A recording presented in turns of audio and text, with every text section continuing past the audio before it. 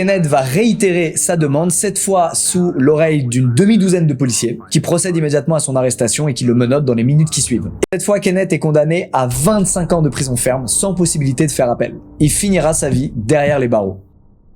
Alors, on arrive presque à la fin de l'histoire, mais il faut quand même que je vous parle une dernière fois de Timothy. Depuis toutes ces années, il a grandi, bien grandi, et il va reprendre le flambeau de Steven. Il va lui aussi donner des conférences pour sensibiliser les familles sur les risques d'enlèvement, et il va même s'engager en tant que shérif à Los Angeles. Pour lui, c'est un peu comme une façon de payer sa dette envers Steven en sauvant des vies à son tour. Et c'est magnifique de voir que ces deux enfants qui ont vécu une véritable épreuve ont quand même tout fait derrière pour essayer de faire le bien autour d'eux. Malheureusement, cette histoire finit mal pour tout le monde et Timothy n'échappe pas à la règle. Alors qu'il s'épanouit dans son rôle de shérif, qu'il a fondé une famille, que tout le monde l'apprécie, il décède malheureusement d'une embolie pulmonaire à l'âge de 35 ans. Oui, encore une mort tragique. C'est comme ça que finit cette histoire, c'est la déprime, on va pas se mentir, mais ce qu'il faut retenir, c'est quand même le positif. En 2010, à Merced, donc la ville natale de Steven, le fameux parc est